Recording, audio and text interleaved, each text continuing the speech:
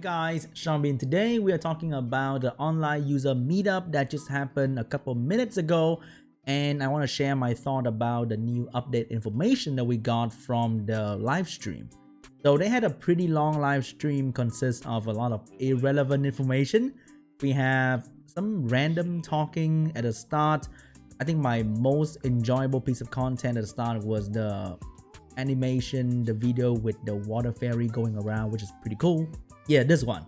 This was really amazing. Very well done, looks really good. Would love to have like more video like this for more unit in the game because it looks absolutely amazing. This is the main theme of the update. The developer kept repeating and repeating about the fun of Summoner's War, which I think it was kind of cheesy to talk about the fun of Summoner's War because they keep stressing on how taking turn by turn manual gameplay, especially dungeon manual farming, was the fun of Summoners.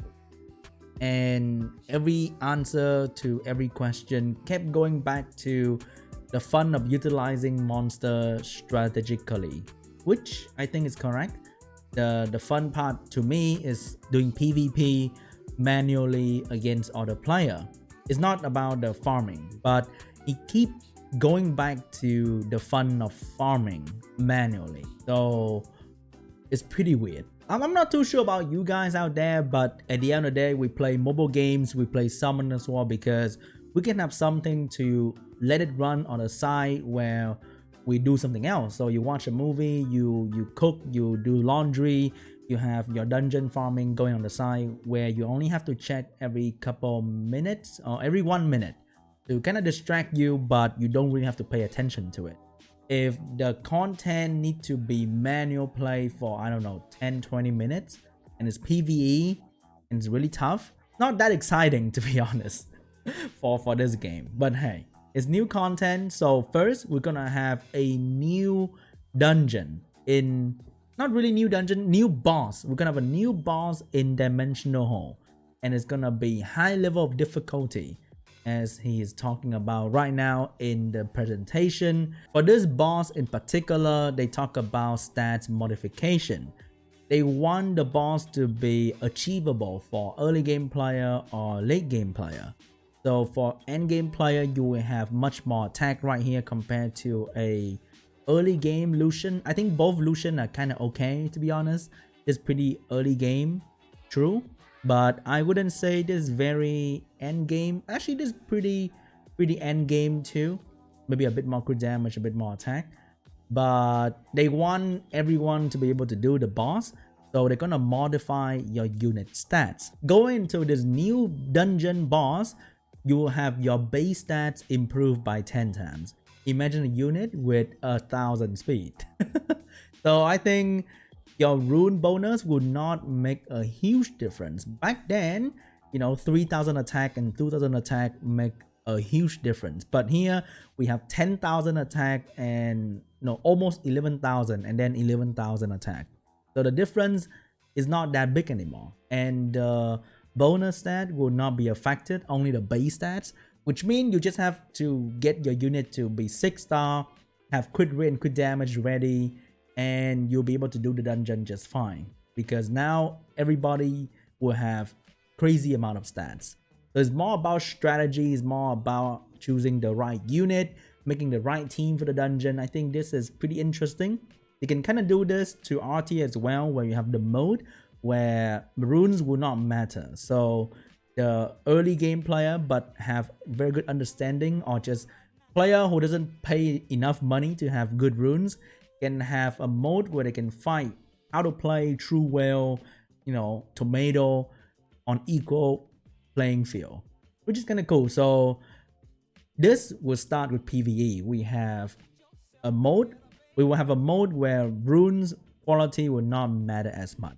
Maybe we're gonna see this in PvP in the future. I'm not too sure about that, but seems interesting. For this dungeon, you can clear it once a month. They didn't really give much information about what the boss can do, but I think it's more like World Boss, where you craft a team, you go in, you try to clear it, and you're done with it. I think once a month content will not be very impactful, It's just another way for you to get resources monthly. So it's like TOA. You craft a team, you do it once, and you're done for the month. The reward will be really good. 6-star legendary ancient runes. Ancient rune has higher base stat, I think higher bonus. The rewards is pretty solid. You get 6-star legendary ancient rune. Ancient rune has higher base stat, and ancient grind can get you to very high stats easily. Purple grind for ancient rune is like legendary grind for normal rune.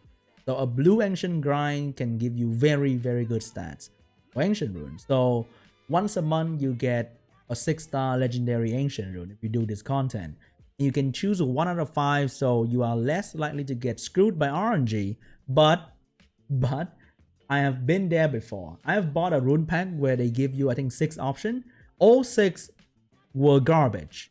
5 of them were flat rune, which is unusable, and 1 of them was pretty garbage. Right here they show you like speed slot 2, percentage here and there. I'm pretty sure you're gonna get flat. So be prepared to look at your guildy once a month boss where they get, I don't know, wheel slot 2 with innate, and you get 5 garbage. But hey, that's a bit negative. But hey, this is new stuff. Free stuff is always welcome, and I don't think it's gonna be really hard because everybody is expected to be able to do this. The most important thing about this entire live stream is the thing that you're looking at right now. Two new Kairos dungeon. All right, 2 entirely new Kairos dungeon that'll be added into the game. This is one of them. This is gonna be the wind boss, and the other one will be a light boss. The elements that are missing from the Kairos dungeon. You have water for giants, fire for dragons, dark for necro. So you will have 2 new bosses that will be light and wind. Hopefully they won't be too hard and you can deal with them fairly easily because Kairos dungeon is not supposed to be really hard like labyrinth or dimensional hall. How was the video? That was kind of shit. That is literally just recording the gameplay. Nothing about it. The art here looks kind of sick though. Right here is the biggest thing about this entire live stream. They're gonna give us artifacts, which will give you additional effects separately from your runes. You'll be able to equip artifacts, 2 of them, on your unit. So they'll be separately from your runes and they will not give you stats. They'll give you additional effects, which is really cool. And it might make some unit really OP or revive some other unit that maybe with a new artifact, they'll be viable once again in the meta. The main property will be attack, defense, and HP flat, which is okay. Not too bad. You can upgrade them because there's a power up button. And as you can see right there, you will have increased crit damage by 6% for second skill. So imagine like a Lachmaron, imagine like a skill 2 for Monkey King. They will have more damage for that particular effect. Damage dealt by counter attack. Miho, damage received under inability effect. Miho, life drain. Very good for Miho. This entire artifact is so awesome. But as you can see right here, it can add life drain to a unit, which means if you're on a violent will build, you can now life drain, which is really crazy. Imagine a strong bruiser like Diana.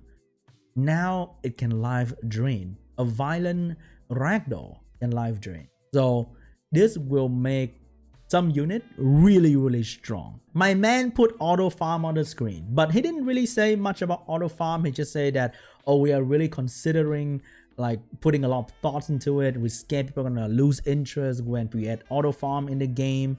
So we're just kind of thinking about it.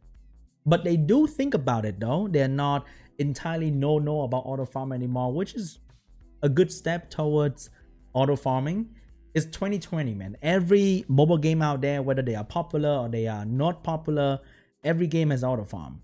So I'm not sure about what they're waiting for about the auto farm. Maybe they want to perfect the auto farm to be better than other auto farm in the market. But the fact that they're thinking about it is really good. Here he also mentioned about B12 and increased drop rate for dungeon. So in B12 you will only get 6-star rune, but he didn't put any slide on or any extra information. Like if you look at the other presentation for the artifact, they give a lot of images or words on the screen. Here he didn't show anything. I'm not too sure why, or maybe this is not developed just yet, they're only thinking about it. But B12 will be giving only 6-star blue rune and up, which is really good. You can ditch B10 altogether. And I think they're also changing the element of the entire dungeon to be consistently water, fire, dark, to make it a bit easier for new player. But once again, no information was given on the screen. It was really brushed through, and we only get the information via a translator typing in real time. So he was talking a lot, but we didn't really get much in the translation. As you can see right there, Seppi and Evan are just kind of guessing what it is. There's no live translation on the screen right now. You can't really tell what was going on, to be honest. But they talk about B12, they talk about improving rune farming in general to make it easier for you to farm, and also auto farming. But because there was no word on the screens, I think they were all kind of just under development, which is not good. And also there was no particular date where they will update the game. It will be coming soon as well. So maybe in a month, maybe in 2 months, we don't know. There's zero information about new secondary awakened unit, which should be out by now, I think, because it's been a while since we have the Griffin. So it's a lot of information, but a lot of vague information as well. No particular date. And hopefully the artifact system will come out soon so that we can be excited to farm new stuff. Probably gonna sell artifact packs, I'm pretty sure about it. Oh, one thing they mentioned in the Q&A section later in the stream was that you can change one of the sub property of the artifact, but you cannot grind it. You can change, so you can use like the artifact enchant stone to change one of the sub property to something that you want, which is really, really cool. So it might happen. That's gonna be fun, but no grinding. I'm pretty sure maybe they're gonna do a re-app for the artifact. People just want to roll like quad life drain, for example, or quad crit damage increase for skill number 3. Hey, extra accuracy for Okiano skill 3, also kind of good. So people just want to roll that quad. Maybe re-app for artifacts gonna come out. This is a very funny part. They show the 6th anniversary thank you video. I did submit my part, but I think I did it a day late. I think I was away on vacation. And when I realized I didn't do it, I submitted the video, but it was a day late. But the deadline for submission was like months before this happened. So I don't know, man. My part was not included. There was no YDCV, there was no Jubago. So the entire live chat for YouTube and Twitch stream, which is where's Bago, where's Bago, where's Bago. I am honored that you even mentioned my name in the live chat. Thank you so much, guys. Really appreciate it. But yeah, that was really funny how the live chat is just, where is Jubago? Constantly until the end of the stream. Oh, here comes the drunk. One of the guy there asked Obaba whether he was drunk or not because he looks red in the face.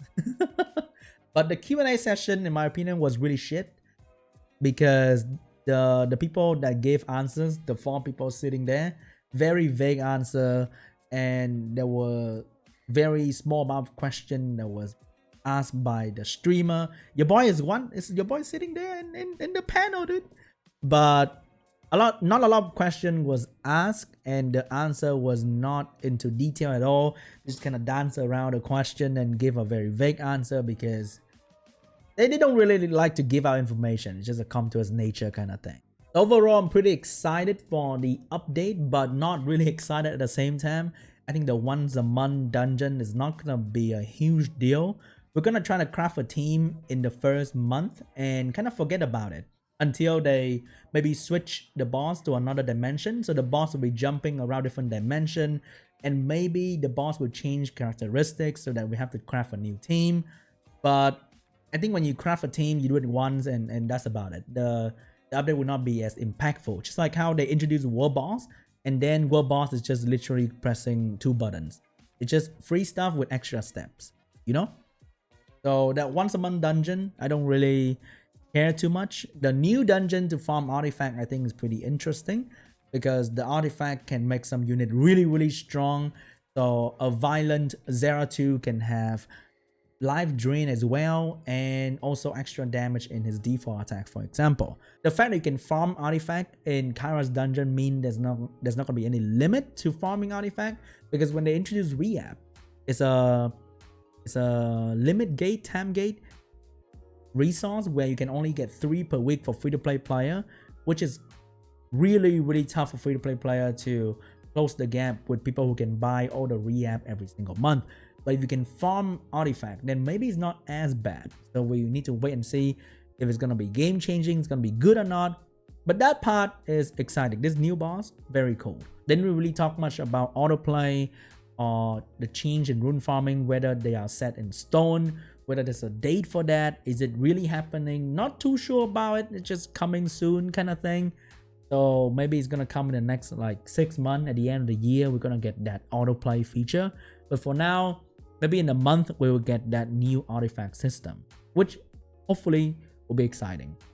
So that's it for my opinion. I hope you enjoyed the video and some analysis going on in there. If you did, leave a like, leave a comment down below what you think about the artifact, and I'll see you guys in the next video. Bye.